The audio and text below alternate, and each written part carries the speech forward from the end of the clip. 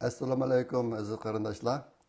Bugun 2025 yili 11 ayning 1 kuni shanba. Men Amerikaning Los Angeles shahrida yashaydigan Erkin Sidiq 2 haftada bir qatim qilayotgan naq maydon videosini hozir boshlayman. 2 haftadan oldida Londonda Ezesa inimizdagi uyida qisqacha bir video chiqargan. Men 2 hafta bo'ldi safarda edim. Akşam qaytib keldim. Kechiringlar. Akşam qaytib keldim.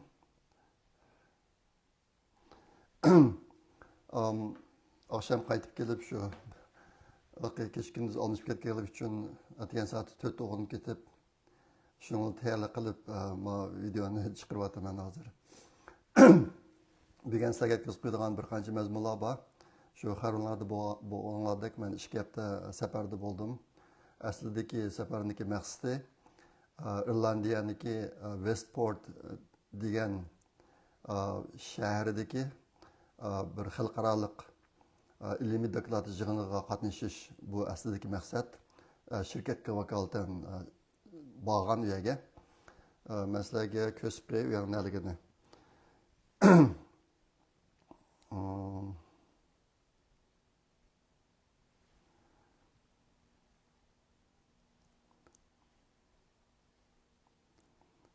Westport degan mau hozir eng chetdagi miyadagi shu miyadagi mau London, miyada London, ondan keyin miyada Dublin bor.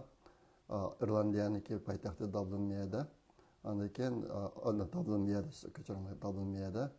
Ondan keyin bu Jig'inbug'aya miya. Westport degan miyada. Irlandiyaniki g'arbiy qirg'idagi Atlantik dengiziniki qirg'iga shu yerga bordim. Yig'inniki temisi kechadagi sun'iy nur. Bu ism ehtimol ko'pinchalarga g'alati tuyuladi. Artificial light at night deydi buni. Hozir xalqarada nurning bulg'unishi deb shuningga qarshi bir xil harakat bor. Tashkilotlarmi bor bu jihatda, bu ish to'g'riliq. Tashkilotlarmi ish qilyotidi. Shu sun'iy kechadagi sun'iy nurlarni azaytish ustida ishlar bo'lyotidi. Yig'in shu vaqtdagi bir yig'inti. Men shuningga berib keldim. Aslida bu yig'inda andaki o'zimdagi ilmiy maqolasini bir cho'ng xatlik gazet sifatida maqolamni doklad qilib keldim endi. Yo'lda London bilan Angliyaning poytaxti London bilan Irlandiyaning poytaxti Dublinda to'xtab o'tdim. U yerdagi Uyg'ur jamoatlari meni nihoyatda qizg'in kutib oldi. Londonda inimiz Ezesa va uniki xonimi Raila va o'shadagi Uyg'ur jamoatiniki o'rtaq kuch chiqarish bilan bir leksiya faoliyati o'rlashtirildi menga. Ondan keyin Dublin shahrida, Irlandiyaning Dublin shahridami Nuriya singlimizniki tirishchilik ko'rsatish bilan bu ish bo'ldi. Shu yerda Uyg'urlarga qisqacha leksiya so'zladim. Ondan keyin qavvaqlarda ubiyalarni ko'rish, ondan keyin dasturxonda mehmon bo'lish degandek paranlashish ashtar bilan o'tdi. Nihoyatda ko'ngillik ishgaplik safar bo'ldi bu menga. Mayli Dublinda bo'lsin yoki Londonda bo'lsin. Qarindoshlar nihoyatda qizg'in kutib oldi. Bu qatimki safarda Uyg'urlarniki yana mehribonligi, oq ko'ngilligi, mehmondo'stligi Uyg'urlarda bor. Shu insonlik xarakterlarniki oliy sifatlarning hammasini ko'rib keldim qaytadan. Xuddi bir vatan berib kelgandek meni bu qatim qizg'in kutib olgan qarindoshlarga chin ko'nglimdan rahmat aytaman. Men so'zlagan mazmun jami 4 mazmunda so'zladim bu yerda. Sizlarga rasmni qisqacha ko'rsatib qo'yay oldilar.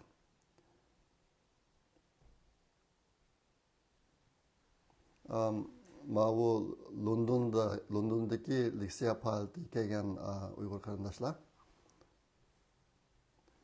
Bu shu chog'dagi yana bir qism xonimlar bilan tushgan rasm bu. Shu Londondagi. Andan keyin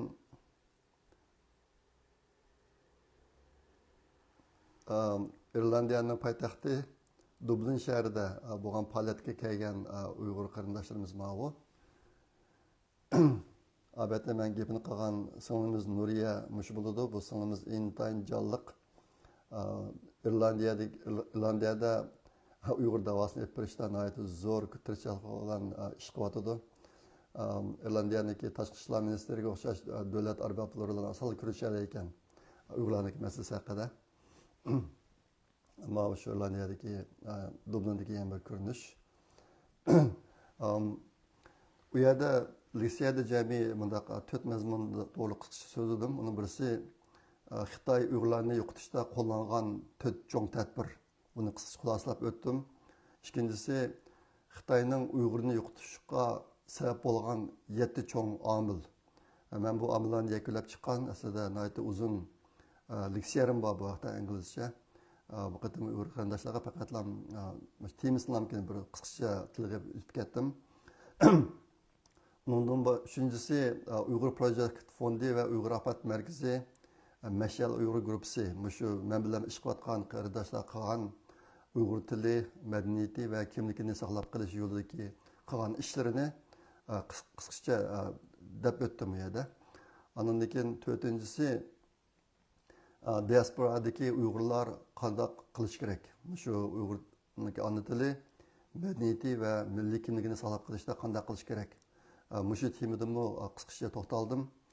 Bu qismida men yaqinda bir maqola yozgan Finlandiyaning mustaqilligi va Uyg'urlar deb. Buni Uyg'ur Afat Markazi bir video qilib ishladi. Men Facebook, YouTube'larga chiqarib qo'ydim, ehtimol xabaringlarda bor. Shu maqolada jami 5 ishni tilga olgan, o'tirib qo'ygan. Diasporadagi Uyg'urlar qilishdagi 5 ish. Shu ishlarni qisqacha tilga qilib o'tdim. Ama şikayetlik leksiyada. Bu qıtımki bu yig'ilishlarga men faraz qilgandim ko'proq qarindoshlar keldi London va Dublinda. Men undan nihoyatda suyundim. Uyg'urlik ruhiniki o'lmaganligini, uning nihoyat tirikligini qarindoshlar yana davomli qo'ldan kelishicha tirishchilik ko'rsatganligini o'z ko'zim bilan ko'rdim, ta'sirlandim.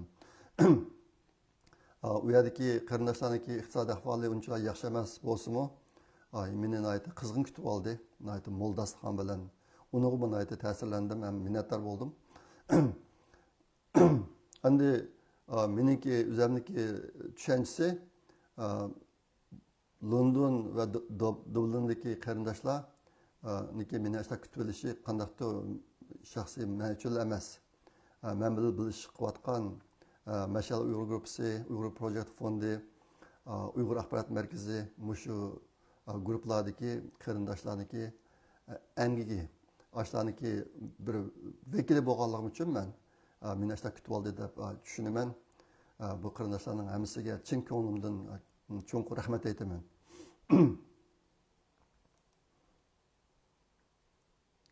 Men Londonda Cambridge University bilan Oxford University'ga berib keldim. Men uzun yaxshi bir berib kelish orzum bor edi. Burun fursat bo'lmagandi. Mushu qatim Londondagi qarindoshlar opadi meni u yerga. Shuningla bu ishga yana kirib keldim. Nimada Oxford University'da Ezesa inimizniki qizi o'qiydi ekan. Qizimiz bilan ko'rishdik. Uniki bir rasm bor men. Shuni bir ko'rsataydigandim. Qiziq bor, rasmlar nimishga chiqmaganda. Men buni hammani mangda o'qigandim. Ona ishtik bir qarab baqaya, bu chiqish kerak deb bir rasmlar. E'lon qilyapti men biroz.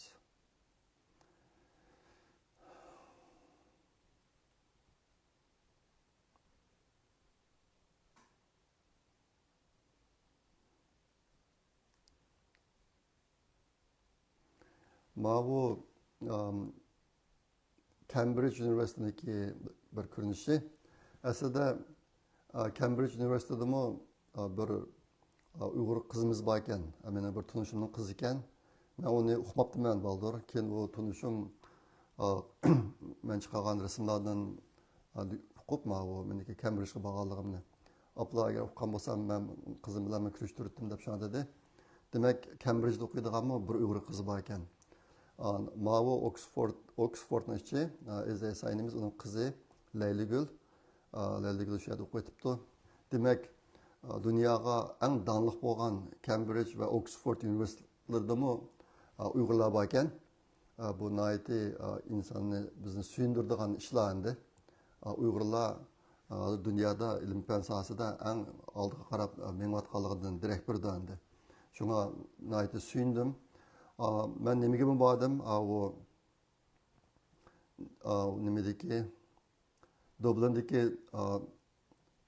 Dublin'dagi nimaga Trinity College degan maktab. U maktabmi 1700-yillarda qurilgan ekan. 1700-1800-yillarda qurilgan maktabga. Nihoyatda donliq maktabga Irlandiyadagi bu maktabni berib, uni ko'rib keldim. Men boshqa yerlarga bordim. Maktablardan uchiga berib keldim. Mush ikki yerdagi do'stlar London va Dublin'dagi bir qism sayohat nuqtalariga olib meni.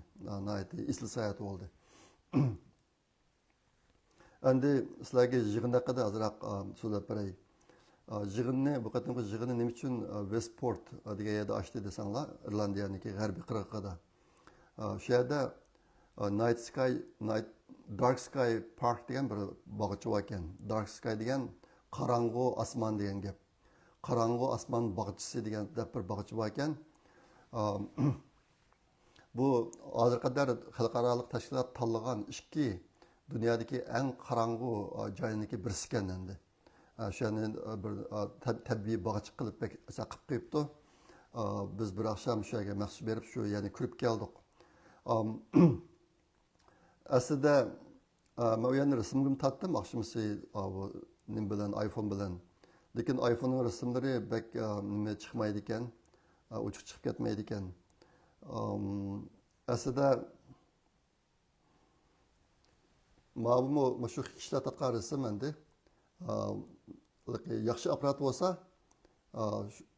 bo'lsa, osmondagi nimani ko'rildi aslida.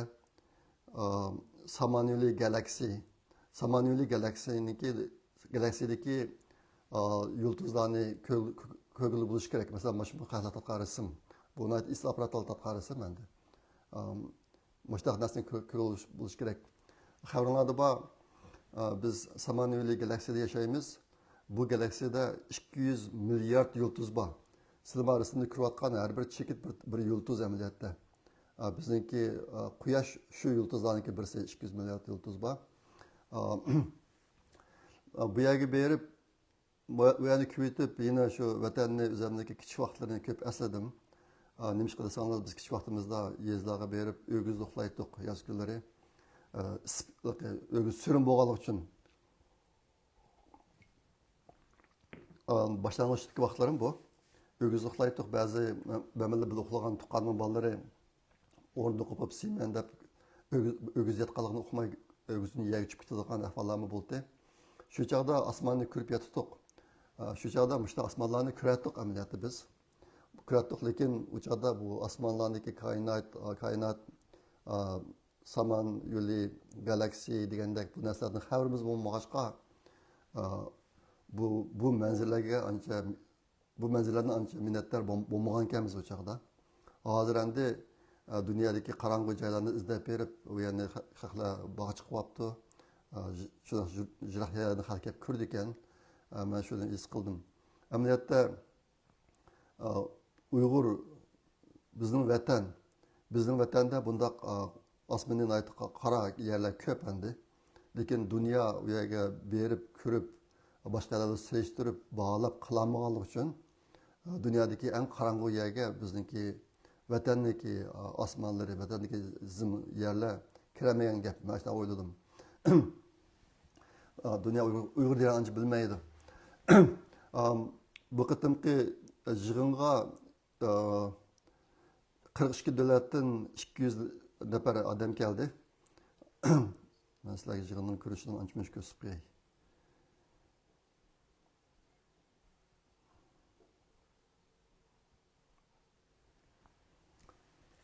Yig'inning ko'rinishi mana bu meniki maqolamni tam şekilde qilgan maqolani ko'rilganlarga turayotgan ko'rinish. Bu yig'inniki bu qitimki e'loni shu. Ondan keyin bu yig'in maydonidan bir ko'rinish va 200 tak odam bor.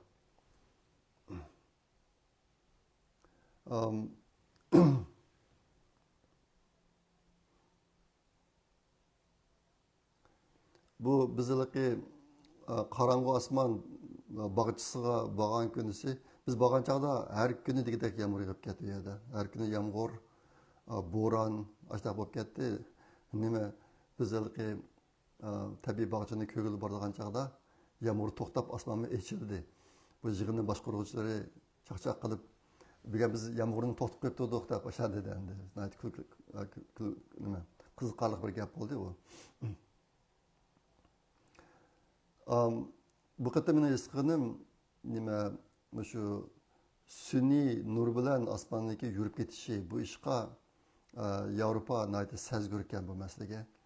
Hozir bir qism tadbirlarni elib, masalanga burunqi vatsani yuqori ashta chiroqlarniki o'rniga hozir vatsani tuvan LED chiroqlarni almashtirib, uning ustini, cho'risini to'sib degandek ashta qilib bir qism tadbirlarni elib chiroqlarni o'zgartirib turibdi. Hozir dunyo bo'yicha shu ko'cha chiroqlarga ketadigan tokniki yillik xarajati 3,4 trillion dollar ekan. Hozir yaqinqi vaqtlarda endi nurg'un chiroqlarni LEDga o'zgartiryapti kishilar. Ashtaqdimi Amerika bunday ishlarda beparvo. Masalan, men Los Angelesda mustaqillikka nur bulg'unishiga qarshi ish harakat qilayotgan yerlarni ancha anglab baxmadim. Men bir qatam bir uchur kelgan bir kichik nima tashqat bor ki, undan boshqa narsani kelib anglab baxmadim, lekin Yevropada bu ishlarga bek sezgur ekan. Endi bu mushunlar bilan munosabatli bo'lgan o'zimniki maylan qilgan maqol to'g'riliq azarchi gapirayman. Xabarlarda bor, men o'tgan yil bir yangi shirkatga kirdim. Bu shirkat kunning nurini kun o'ltirgandan keyin yoki kun chiqishdan burun yasharga tushirib bir qism alayda ishlar uchun ya'ni yuritib turgan ishni qildi birisi. Ikkinchisi kun taxti, kun nurini to'shib turgan taxtayniki ishlash vaqtini kun o'tirib bo'lgandan keyin 1 soat, kun chiqishda burun 1 soat uzatmoqchi buni. Maqsad shu. Ashta bo'lg'achqa bu uni biz aynak orqali yerga qarab tushiramiz nurini endi. Aynak bunday tursa kun nuri bilan o'tib ketib tuzlamkan. Agar bunday yon to'qsak buni kun nuri yerga tegib yerga tushadi. Ashtaxta kun nuri yerga tushib bo'lguchilik osmonni yuritadi biroz. Xuddi oyning nuri o'xshash. Yerga tushgandan keyin yerga tegib osmonga qaytgan nur yanimi yuritadi, uning atrofini yuritadi. Ondan keyin bundaq osmonniki yuritilishi uchiq, havo uchiq kun bilan havo tutuq yoki bulutli kunlar o'xshamaydi endi. Men mana shu yerga kirgandan keyin 4 cho'ng ish qildim, yani bir yil ichida. 4 maqola yozib berdim ularga. Uningki 2 maqolam shu osmondagi orbitdagi aynakdan tushgan nur osmonni va yerni qancha yuritadi deganni hisoblab chiqish. Men uni to'liq oyning nuri bilan solishtirgan chog'da ma aynakdan kelgan nur qancha yuritadi degan narsani hisoblab chiqdim. Uniki matematikasi xil murakkab. Shunga uniga 10 oydak vaqt ketdi. 10 oydak vaqtda 4 maqola chiqarib o'sha qildim. 2 maqolani bu yil xalqaro yig'inda e'lon qildim. Maqatimqisi oldingi qatim men Yutada süzük osmonniki yurib ketishi qismini e'lon qilgan. Maqatimqi yig'inda bulutli osmonniki yurib ketishi. Buni e'lon qilib keldim endi. Bu 4 maqolaniki har birisida doktorluk ünvanı üçün o'qiyotgan o'quvchilar bo'lsa, bir maqolada bir doktorluk ünvanı ala oladi. Shu darajada maqolaning o'zi. Ashta bo'ldi. Endi muvaqqatdimki yig'inga kelganlar bizning shirkatni qat'iy yaxshi ko'rmaydiganlar. Nimishqa deganda bu qatimqi yig'inga kelganlar sun'iy nurniki nur orqali osmonniki bulg'anishini yo'q qilish uchun tirishayotganlar. Bizning shirkat qilmoqchi bo'lgan ish osmonni nur bilan bulg'aydigan bir shirkat endi. Masalan, albatta mazar ko'rsatib qo'ydim, kun nuri bundoq o'tadi. Buni o'tganda yerga tushmaydi, lekin uni bundoq yan to'qsak, kun nuri yerga tegib, yerga tushadi. Endi bu aynakni işlemaslik, masalan, bir nishonga to'g'rilash uchun buni asla bundoq qaydirmiz endi. Bundoq qaydirgan vaqtida bu kun nuri nishonga kelib bo'lganchilik yer shariniki qorong'u qismidan necha ming kilometr yerlarni yurtib keladi endi. Nihoyat tez bir chaqmoq nuri ko'rinadi. Ashta bo'lg'achqa o'ylab qolsanglar, agar mana sun'iy amrodan 1000 osmonga chiqarib olsak, to'xtamay bundoq qilib tursa bundoq qilib tursa, bu chaqmoq nurlar davomli ko'rinib turadigan bir narsa bo'lib ketadi. Sizlarga men o'tganda bir rasmni ko'rsatib qo'ygandim, u sizni rasm. Shu osmondagi sun'iy amroniki qandoq bo'lganligi endi. Nur qaytaradigan sun'iy amroniki qandoq bo'lganligi haqida. Ashta bo'lib ketadi. Shunga bu qatimqi yig'inga kelganlar bizning shirkatga intayin unchalar o'chmanlik qilmaydi. Mendan nurg'un savol so'radi. Men tushuntirib qo'ydim, yerda menga kelishlik. Ammo bu xalqning kishilar hamsi bu shirkat mag'lub bo'lsin deb shuni orzu qilganlar endi. Shular berib so'zlab keldim. Endi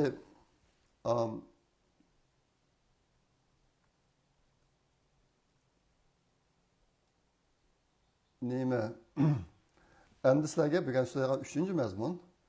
Bu qatim men Irlandiyaga bordim. Irlandiyada Dublinda ozroq Uyg'ur jamoati bor ekan. Boshqa yerda yo'q. Ashta bo'lg'achqa sizlarga men ozroq tushuncha berib qo'yay.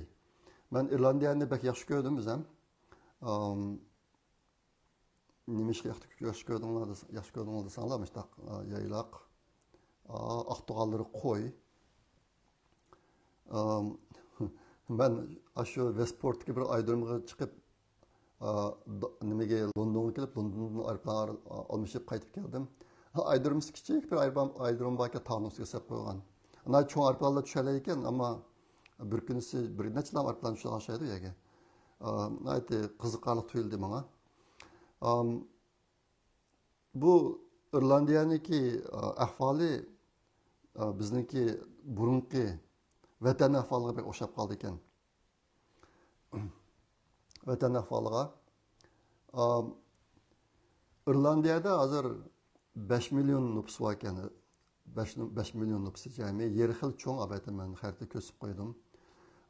Lekin Amerikadagi irlandiyalik xalqniki, odamlarniki nüfus soni 32 milyon 500 mingga Amerikada.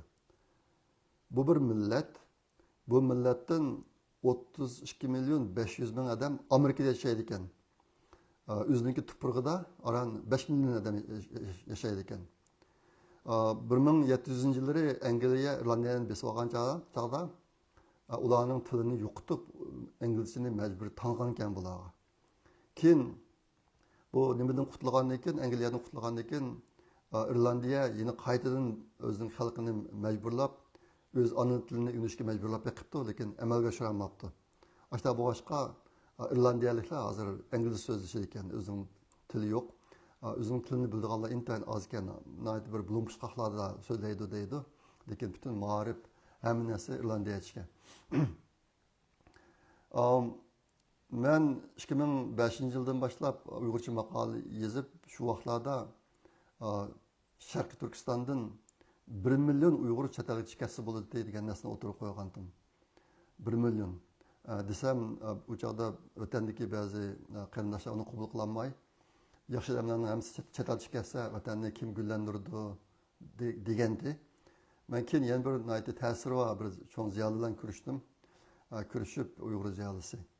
Uning bilan mushparangni qilsam, u nihoyatda hayron qilib, erkin men 3 milyon Uyg'ur chet elga chiqasi bo'ldi deb shuni tashabbus qilib kelyapman deb shuna dedi.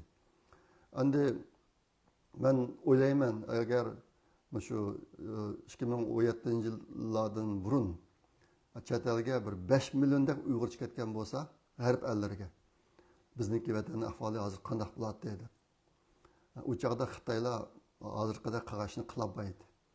Agar chet elda 5 milliondek uyg'ur bo'lgan bo'lsa shu g'arb ellarida ashlan qilolmaydi. Bular oson qilib ketdi. Bunun muhim strategik ahamiyati bor aslida.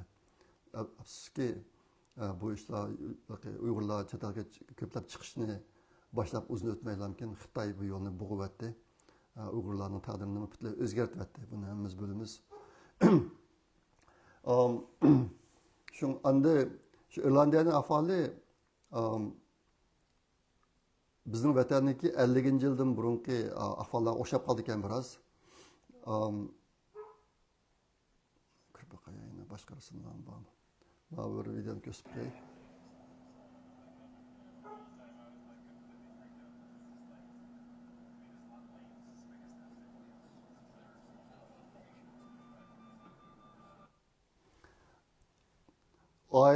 Öyle shundoq tarqaqkan. Öydüler tarqaqkan, hem kichikkan. Bular yer shuncha cho'g'on bilan o'yni kichikli sapdi bular. O'ziga yerkilakli sapdi o'ylayni. Ashta sapdi, andan keyin qo'y, kala, hamma yerda qo'y kalalar bor ekan. Men bu so'radim, ammo faqat eg'il ko'rmadim. Eg'il yo'q. Qo'y kalalar shuni chiq, ammo eg'il yo'q. Shuni o'ylab men so'radim, bu sizlar nima men albatta aydın ko'rsatdim deb boshqasini ko'rsatib o'xshayman.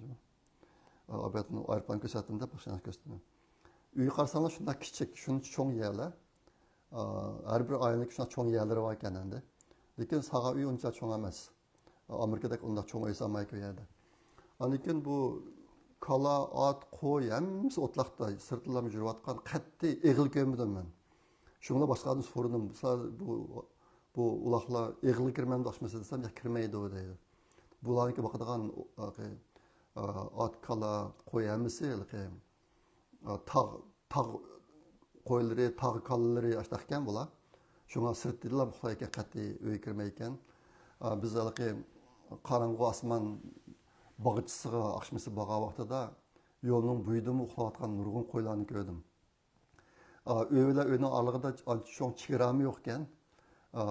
Qo'ylar o'zi olishibmi yashayverdi ekan, lekin qo'ylarniki dumbisiga o'xshamagan rangda uyning egisiniki Bashar ismining Basharov deb yozib qo'ydi ekan bular. Ashta boshqa uloqlar bilan yashaydi ekan, lekin birisiga birisiga o'tib ketmay ekan mashtaxga. Andan men dedim bular shu uloqni beqitlam, shularni jam baqalamdi desam, bir qism baqalaydi, bir qism baqolmaydi. Endi ular go'sht bilan jungni sotadi, lekin u turmushga yetarli emas, seni sirti ishlaydiganlar bor deb shunday deydi. Qiziqarli yeri bir qism kishilar suvni hozirmi nimadan ichadi ekan, quduqdan ichadi ekan. Bir qismi yomg'ir suyini yig'ib shuni ichadi ekan. Kentlarga yaqinroq yerdagi kishilar uyga keladigan avtomatik suvlar bor ekan.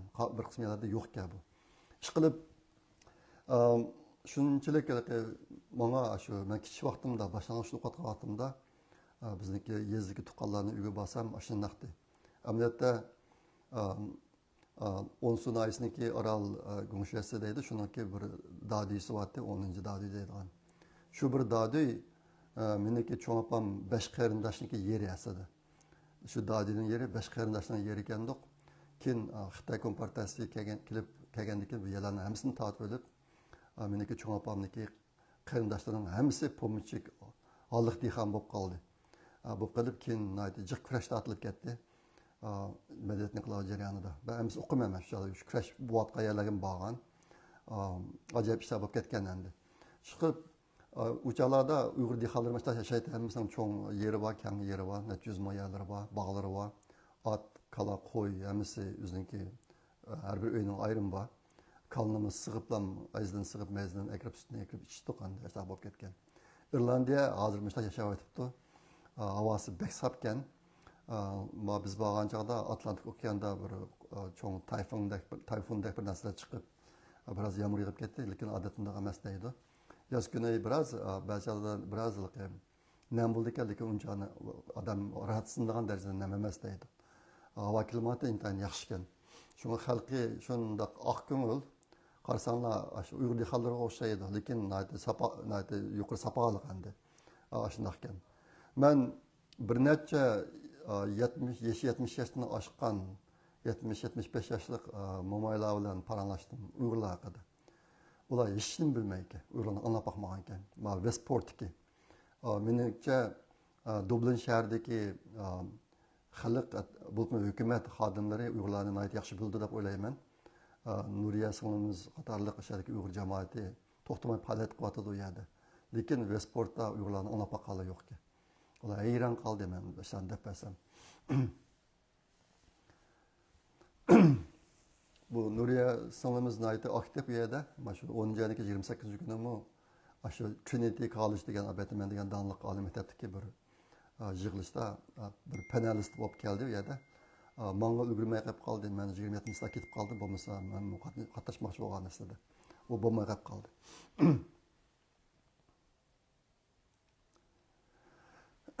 Endi 4-tema bo'lgan Uyg'ur Project fondi haqida. Men yaqinda bir maqol yozgan. Saq qolg'uvchilarningki xarakteri va Uyg'urlar deb. U aslida mana bir kitob xat chiqib qoldi, kechiringlar. Aslida the survivor personality. Uyg'urlar irqiy qirg'inchilik uchrab, bir qism kishilar o'lib ketdi, yo'qolib ketdi. Lager turmalarga kirib ketdi. Majbur emgak zavodlarga kirib ketdi. Bir qismlari sirtib qolib qoldi, biz buni chet elda qoldik. Endi hozir saq qolganlar, biz sirtib qolib qolganlar, hozir mavjudlarimiz biz saq qolgan insonlar endi. Shunga mushundaq bir vaziyatda Uyg'urlarga ozroq foydasi bo'lamdikin deb men bu kitobni setib olib, uni o'qib, shuni bir maqol qilib yozdim yaqinda. Saq qolg'uvchilar xarakteri va Uyg'urlar deb. Buni Uyg'ur axborot markazi bir video qilib ishlab yaqinda tarqatdi, bir haftaning oldida. O hozir YouTube'da bor. Men buni shu videoni kesib olib, Facebook'ga o'zimning qanligimni chiqarib qo'yaman. Bir anglab boqsanglar bo'ladi. Men tanlagan yashash yo'liniki birisi Uyg'urlarga bilim import qilish. Hozirgi vaziyatda qanday bilimni import qilish kerak? Bu to'g'ri men qattiq o'ylayman. Qo'limda 5 ta kitob bor, kitoblardan. Shu vaqtim yetgan chog'da buni bir kitobni bir uyg'urcha maqola qilib tayyorlab sizlarga sunyapman. Ondan keyin yana bir gap, yaqinda Uyg'ur axborot Uyg'ur Project fondiga har oyda avtomatik iona qiladiganlardan yana 2 qarindoshimiz qo'shildi. Birisi Londondan, birisi Amerikadan. Biridan $20, biridan $5. Bu qarindoshimizga rahmat aytaman. Shunday qilib hozir har oyda iona qilayotganlarning soni 10 ga yetdi. Pulning miqdori jiq emas, hozir hamma qo'shsa $365 pul bo'ldi. Lekin mush pulni biz bir qismini muhim ishlarni qila olamiz. Bu yerdagi muhim narsa shu xalqimizning ro'yi. Uyg'urlikni saqlab qilish yo'lida qanday tirishchilik ko'rsatish ro'yi endi. Shunga buni bir tilga qo'ydim. Bugun so'raydigan 5-mazmun vatan haqida. Yaqinqi chiqqan videolar Xitoy vayron qilgan Uyg'ur oilasi, ularning dod faryod nolalari kesilgan, uzun yillik kesilib ketgan va o'lim jazosi berilgan Uyg'urlar. Buning ichida masalan yaqinda Zumrat Davud singlimizniki bir jiyani uzun muddatli kesib ketdi qamoqqa. Nima ish qilsa, Zumrat Davudning o'zinikimi yoki tuqqanlarning birisining chiqqan bir narsaga bir barmoq qo'yib qo'yibdi ekan. Shuning uchun mumkin 10 yillik kesib ketibdi. Mana videolar. Ondan keyin ota-onasi yo'qolib ketgan bola yangidan chiqqan videolar. Ani quyib berilgan Uyg'urlar, Uyg'urlarning yerini tortib olish, bolasi o'ldirilgan dadaniki nolisi endi. Andaki vatanga borganlarniki videolari chiqyotdi. Ondan keyin men yaqinda ba'zi bir videolarni ko'rib, biz ham nihoyat yaxshi ko'rib, nimaga chiqarib qo'ygandim Facebook'ga. Keyin ba'zi qarindoshlar menga deb berdi buni. Hozir nihoyat chiroyli burunqi g'uljinlik uydek uylar, öyle selip şular videoga chiqyapti. Masalan, Mao.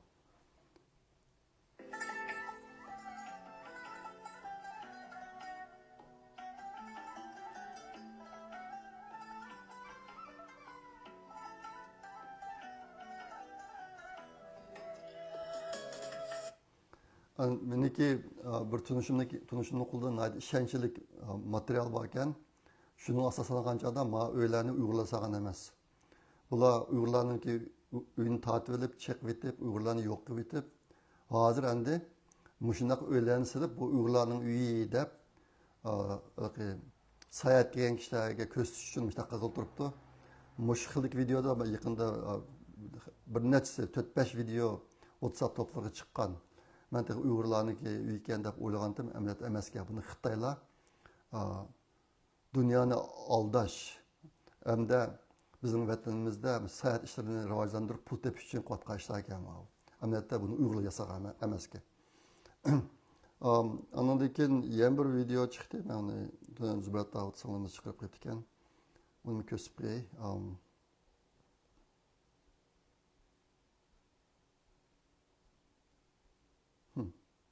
Mana bo'ldi. Albatta bor bu.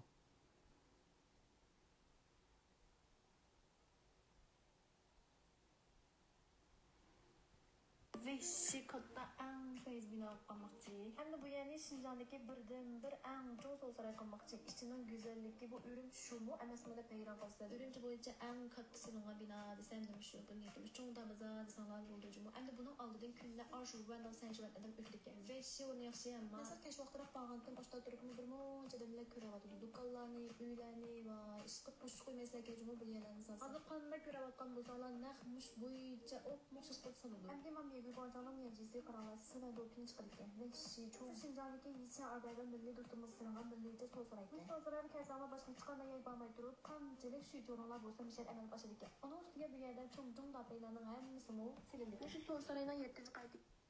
Bu video demedi bak. Facebook'ta. Şu yerden kurbasanı bulurdu. İş qilib hozir yaqinda vatan berib kelganlar vatan andaq yaxshi bo'lib ketdi, mundaq yaxshi bo'lib ketdi deb kelyotdi.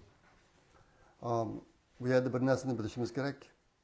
Vatanga berishga viza berayotganlar, viza berilayotganlar uydagi qarindoshlari, bevosita qarindoshlari, ota-onasi yoki yaqin urug' tuqqanlari tutilgan, yo'qitilgan, o'ldirilgan emas. Undaqlarga viza bermaydi. Uydagi ota-onasi, ini singillari, yaqin tuqqanlar hammasi saq. Ashta odamlarga viza berdi. Ular ashta bo'lgandan keyin vatan ahvoli yaxshi bo'lib ketibdi deb Xitoyning tashqarini qilib uchun. Shunga vatan ahvoli yaxshi bo'lib ketibdi deb gapni olgan vaqtda bu hikoyaniki to'liq qismi emas. Meningcha bo'lgan chog'da Uyg'ur oilasiniki 70% qismi kam degan chog'da intayin ig'ir azob uqubat ichida yashayotdi. Yaqin odamlardan ayrilib qolib. Ularniki ovozi sirtga chiqmaydi. Ularni hech kim ko'rmaydi. Bulubmu vatanni ziyorat qilayotganlar, vatanga bir tuqqay qilayotganlar ko'rmaydi. Shunga vatan yaxshi bo'lib ketdi deb. Albatta mani qilgan narsalarni ko'rdinglar.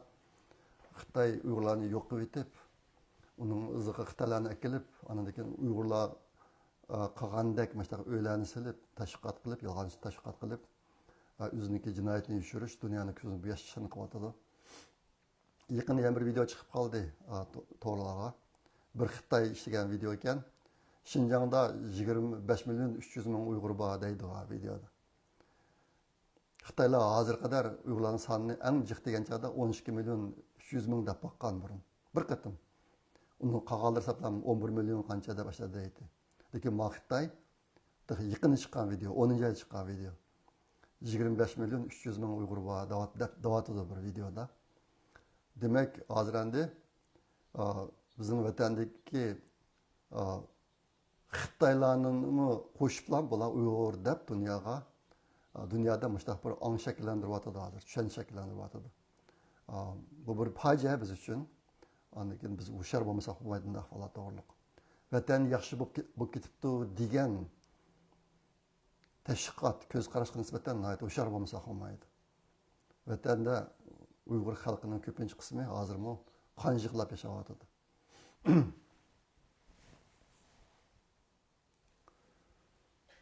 Bugun so'ragan 6-chi mazmun Xitoy. Shunday qilib Xitoyniki 20-ci qurultay, Xitoy Kompartiyasiniki 20-ci qurultay 4-ci umumiy yig'ini oxirlashdi. Men burun deb kelgandek Xi Jinping bu qatim o'ziniki hech qanday huquqini boshqaga bermadi.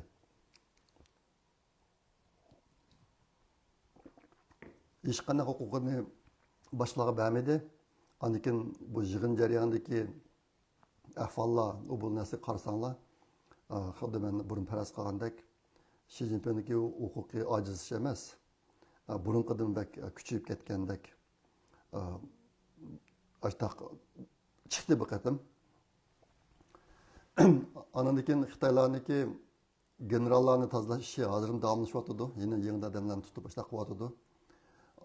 Hozirgi ahvoldan qaragan chog'da Xi Jinping degan jallod 2027-yili ochiladigan Xitoy Kompartiyasiniki 21-ci qurultay edimi? Huquqni berdigandek emas. Huquqni turi berdigandek turdi. Hozir Xi Jinpingga eng cho'ng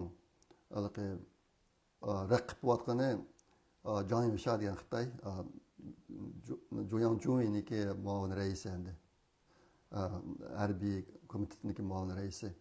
Lekin bu Zhang Yuxia 2027-yili 77 yoshga kirdi ekan.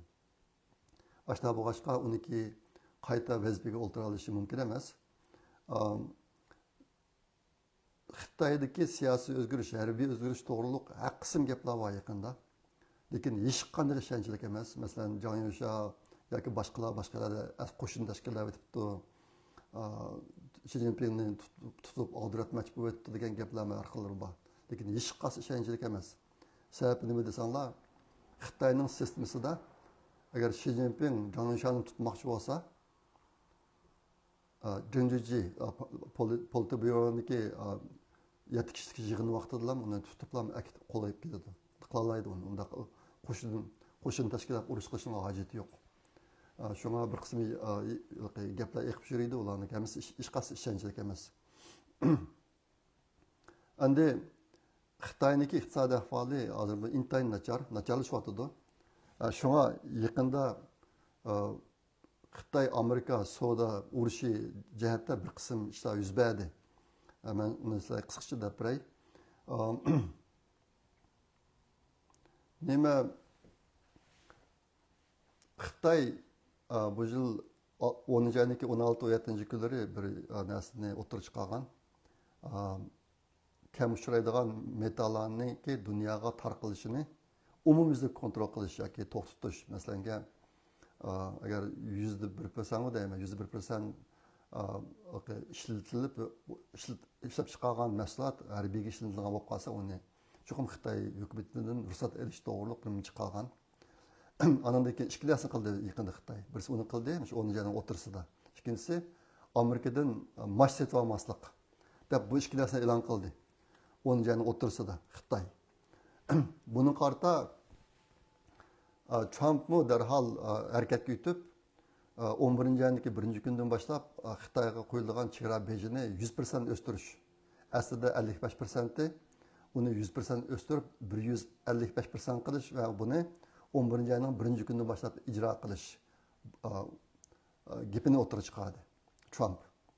Andan keyin shu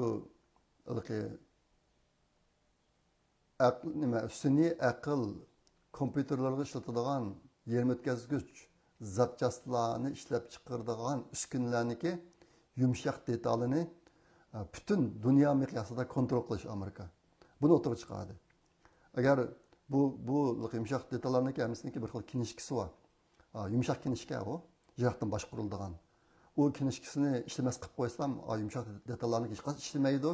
U ishlamagandan keyin oldin zapchastlarni chiqara olmaydi. Shu Amerika buni o'tirib qo'ydi.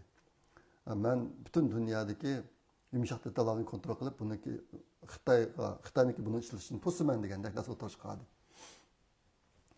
Andan keyin 10-ayning 28-kuni yana Amerika yadro bomba siniqini asliga keltiramiz dedi. Amerika hozir yadro bomba sınıkını to'xtatib qo'yg'ili 33 yil bo'libdi ekan. Yaqinda Rossiya biroz bu ishni boshladi. Yadro bombasining sinoqlarini ancha boshladi. Xitoy to'xtab boqmadi hozir qadar, yoshirin qilib kelayotgan buni. Ashla boshqa Amerika undaqsa bizmi yadro bombasi sınıqini asli keltiramiz deb buni e'lon qildi. Ondan keyin Amerika o'tirib qolgan narsaning birisi shu. Ikkinchisi Amerikani 2019 yılı 12 ayda Xitoy bilan tuzgan savdo kelishimining ijro qilinish ahvolini tekshirib, qaytadan baholab, shu ahvolga qarata tadbir qo'llanamiz degan narsani o'tirib qo'ydi. Isloda bo'lsa, Trump birinchi qatim prezident bo'lgan vaqtida Xitoy bilan savdo kelishimi tuzgan. Lekin Xitoy u kelishimdagi hech qaysini ijro qilmadi. Shubha qilib qoldi bu. Amerika Biden hükümeti bu to'liq hech qanday tadbir qo'llanmagan. Hozir endi Amerika biz shuni tekshirib, kelishim ustida ish olib boramiz degan o'tirib qo'ydi. 28-kuni. Yaqinda bo'lsa, hozir Trump bilan Xi Jinpingning kurishishiga oz qolgan chog'da, 1-2 kun qolgan chog'da Xi Jinping to'satlanlamkin Amerikadan nihoyat zo'r miqdorda mash setilish buyrug'ini chiqardi. Uniki qilgan bu ishi, hatta bu mash setilishni darhol hozir boshlash buyrug'ini chiqardi. Uniki bu qilgani qandaqdir Amerikaga qarshi ish emas.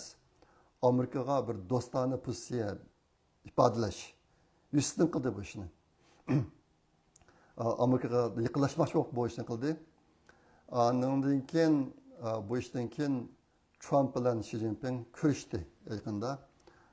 Nimada kurashdi? Janubiy Koreyada. Men sizlarga bir videosini ko'rsatib qo'yay.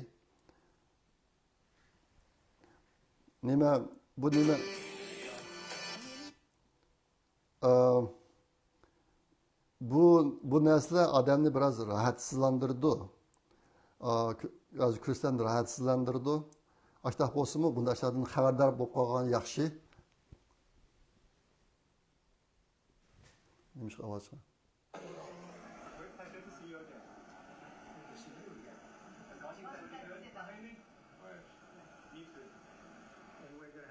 Successful meeting, I have no doubt.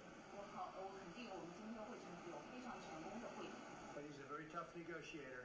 That's not good. We know each other well. President, do you plan to sign a trade deal today? Could be. We'll have a great understanding. We have a great relationship. We've always had a great relationship.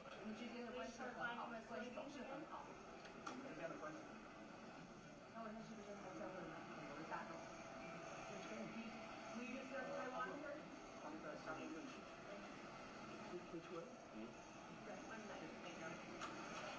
Thank you very much.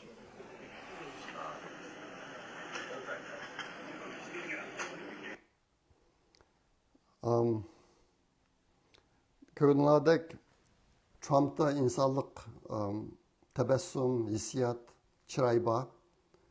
Xi Jinping degan jallatning chiraydi unaqa narsa yo'q. Yog'och desa qo'ygan qo'chaqdaklar ko'rinyapti. Bu Amerika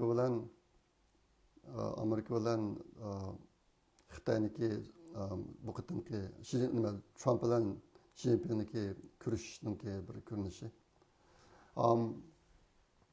O'sha qilib kurish bo'ldi. Hozirgi gapda endi bir qism kelishimlarga imzo qo'yildi.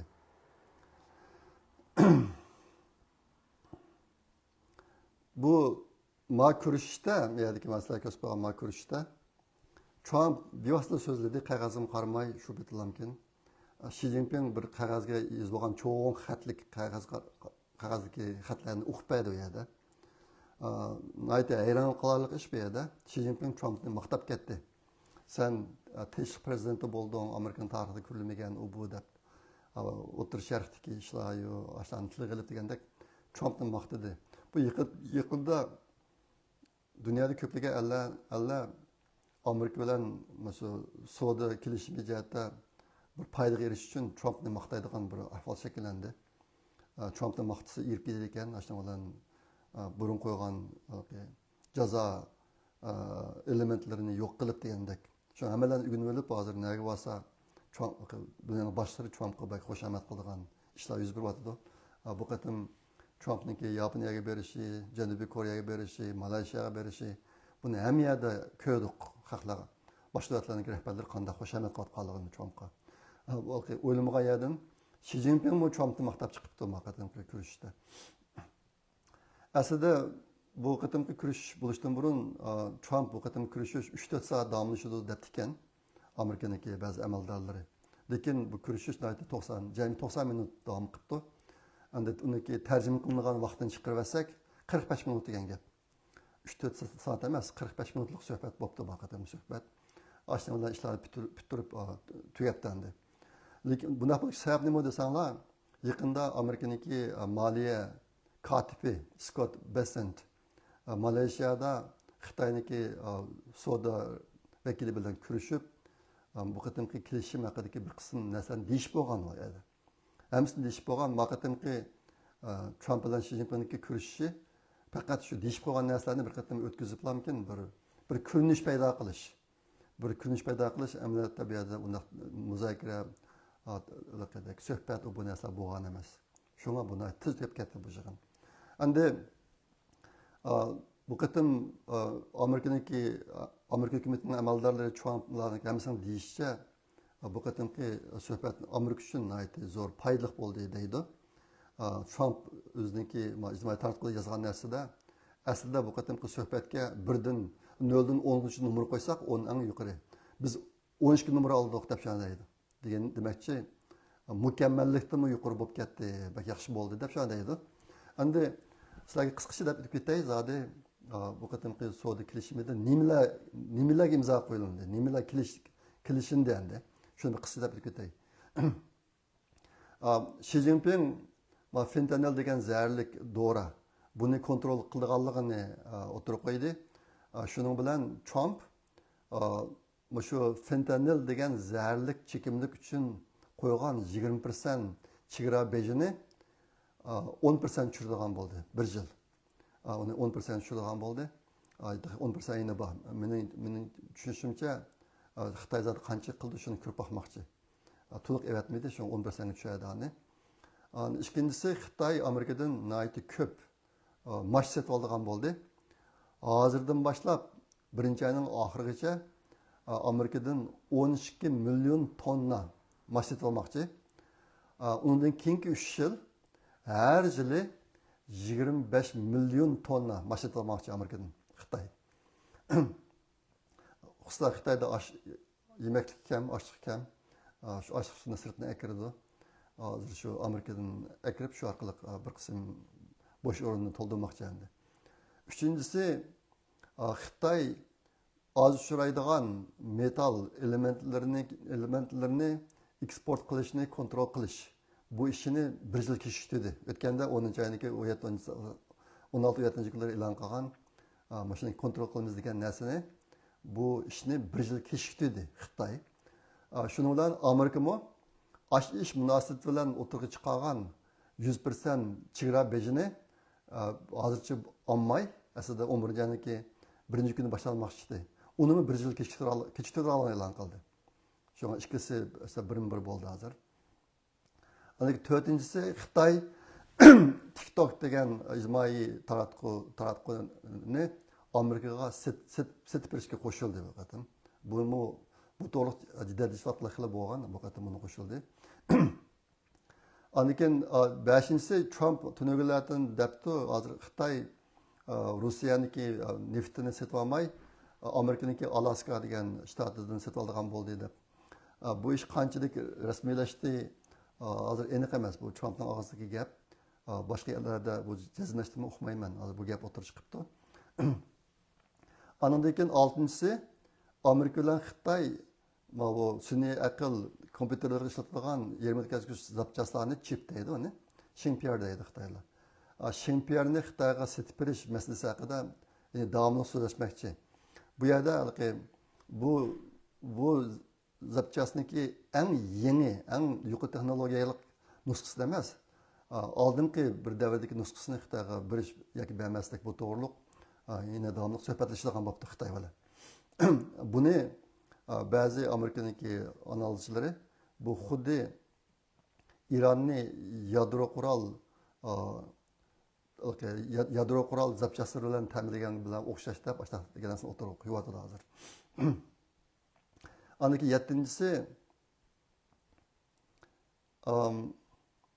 yakında Amerika Xitay'nınki Amerika tuprağının qıraqlarında toxtagan kemiler jüt taşıyan, mal taşıyan kemilerinin hemmesinden bir keminden 1 milyon, kam degende 1 milyon bir qatım toxtasa, aştaq pul aldığanlığını elan qilganda, hozir endi buni 1 yil kechiktiradigan bo'pti. Xitoyniki yuqorida qilpaga ishtirga qarata buni 1 yil kechiktiradigan bo'pti. Andan keyin bu qatimki suhbatda Xi Jinping degan jonlar Tayvanni qattiq tilgan edi. Tayvanning gapi qattiq o'tirib chiqmadi. Albatta ba'zi do'stlar Uyg'urlar masalasini demedi degan gapdan o'tirib chiqibdi. U degan gaplar o'tirib chiqish asosan mumkin emas. Trumpning og'zidan chiqishi endi. Uyg'urlar to'g'ri hech qanday gap o'tirib chiqmadi. Yaqinda chiqqan yana bir qiziqarli ish Trumpniki bo'yi 190 cm ekan. Xi Jinping'niki bo'yi 178 cm ekan. Trump'dan 12 cm pakaket. Xi Jinping. Lekin maqatim Xi Jinping Trump bilan kurashib resim tushgan chog'da igiz boshliq oyoq kiyibdi. Igiz boshliq o'xshaydigan asti intayin qalin oyoqni kiyib, bo'yinni Trumpga sal yaqinlashtiribdi. Bu hozir mush rasmlar ijtimoiy tarmoqlarda tarqab yuradi hozir. Xi Jinping'niki fashion showga chiqqandek bir holatda chiqqanligi to'g'riliq. Shunga bu qatimki yig'indagi mazmunlar shundoq. Shunday qilib men bugun so'zlayotgan asosiy mazmunlar tugdi. Endi oxirida bir deb qo'yadigan bir gapim, yaqinda chet eldagi Uyg'urlar ichida har xil muzokaralar bo'lyotdi ijtimoiy tarmoqlarda. Ba'zilari odamni intayin bizar qiladi.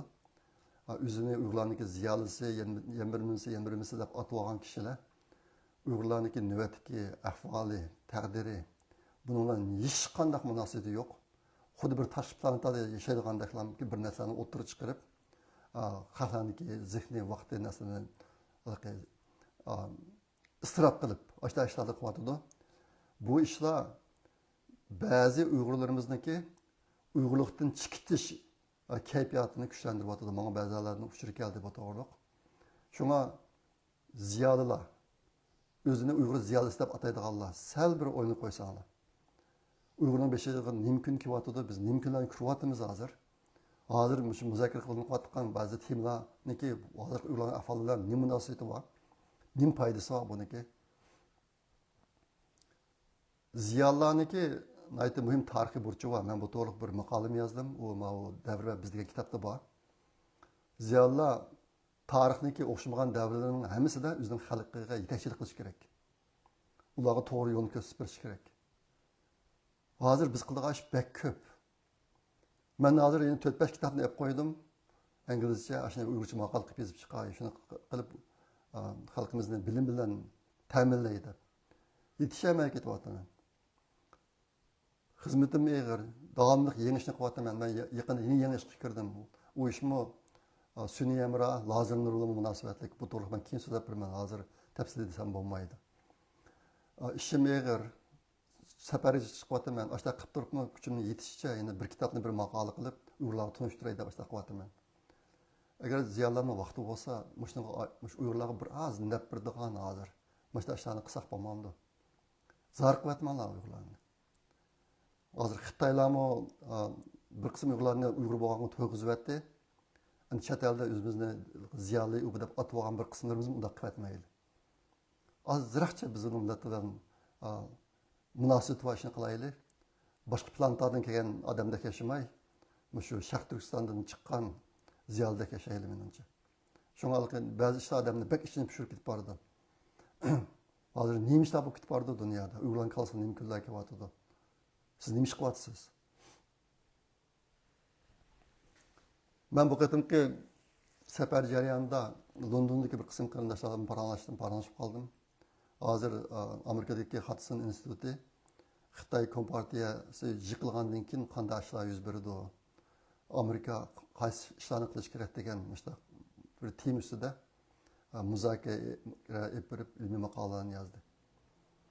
Asli Uyg'urlar uchun, Uyg'ur ziyolilar uchun hozir o'ylanadigan eng muhim tema shu.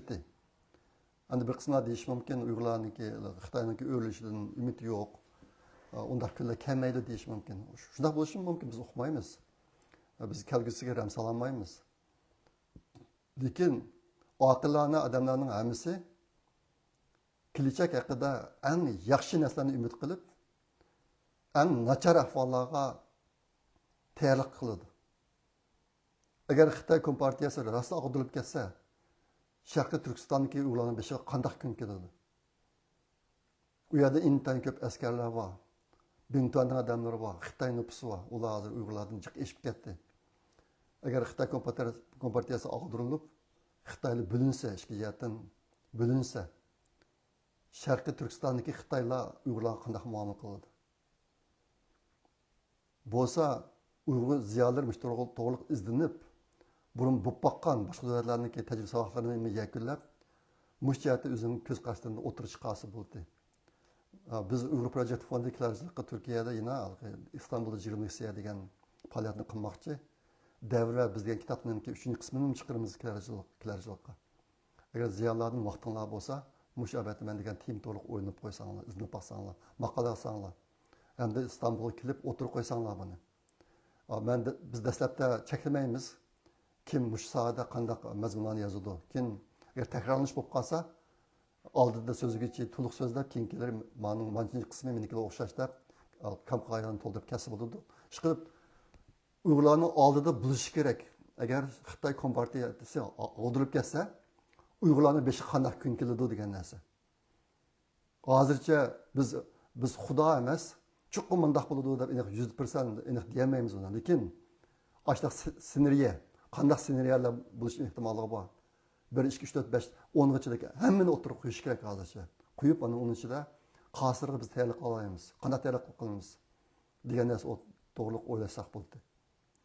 Ömrünüzü israf qilmanglar. Azizroq qiymati bor bir narsani qilib yashaylarmiz.